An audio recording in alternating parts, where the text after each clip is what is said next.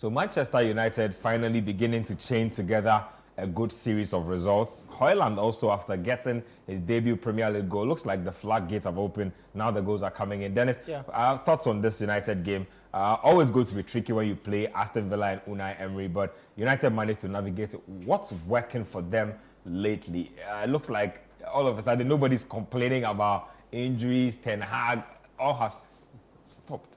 Yeah, I think they have improved as a team. One, I think what has been paramount is the fact that they have gotten some of the injured players back. You could see that there's a bit more confidence in terms of the kind of personnel they have.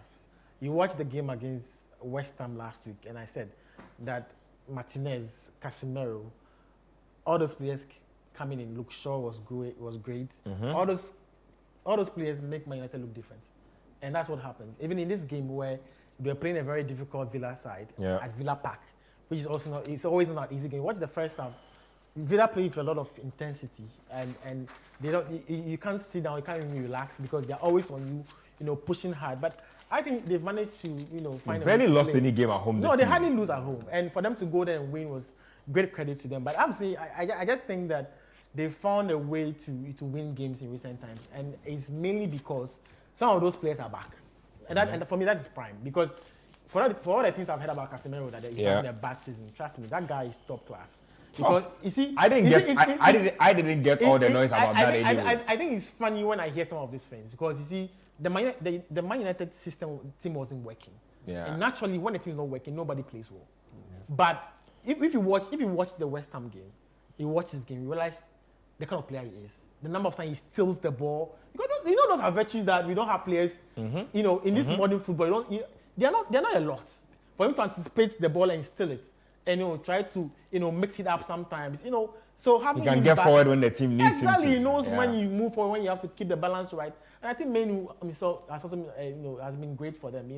It's been a really good stretch for him over the last 4 or 5 So there's games. a bit of nice mix in the midfield, and seeing Garnacho and Højlund, finding his scoring boots now is also working for them. So I think they are in a good moment. I still don't think they're actually there yet. But it's going to be a real fight for the top 4 because there are a lot of teams up in the mix. In that mix. So for Aston Villa, I think they're going through a bit of a rough patch because they've lost a few games. They lost to Chelsea, which shocked me. Actually, they because I didn't expect them to lose that game.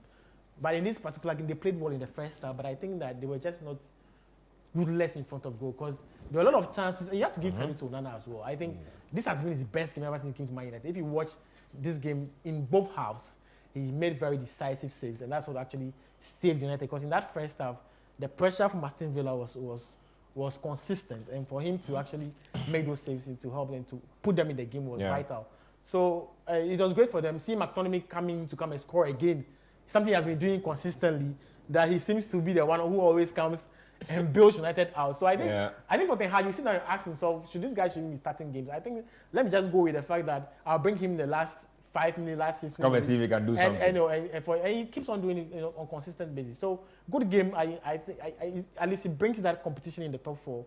For United to come in and see what has to. I think it's just 1 point between them and Villa now. So it's great. It's great times for Man United. Villa have won just once in their last 5 matches. Just once. Very rough patch for them. Sedi, quick thoughts on the game. United, Højlund getting his scoring boots on. I didn't think United would win at Villa Park. I thought their best would be a draw. I was shocked by the results, especially looking at how they tore United apart in the first half.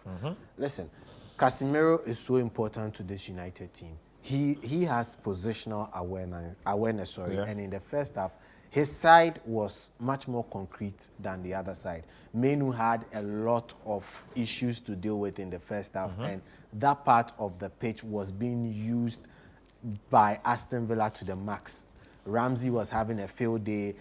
Alex Moreno was also dragging everybody and having a very good day over there. But for United, I feel they rectified those bits in the second half, and they were able to just get clutch goals. McTominay will always get you these goals because he does not play in position. He would always drag himself away. If they make that mistake and ever start McTominay, they would all turn against him. It was happening. He was losing getting games. goals, but the goals were not getting them wins. I remember the McFred moments. Yeah.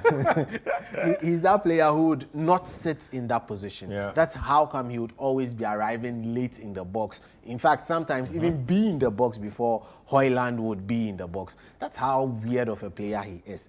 But they have gotten their right gear in place at a time where they are not playing in most competitions. They should rather focus and get some of the injured players back. I don't know the issue with Shaw. Shaw was taken off and precaution. And you bring in Lindelof, who almost cost them the game. Yeah. He almost cost them that play from the back sequence thing.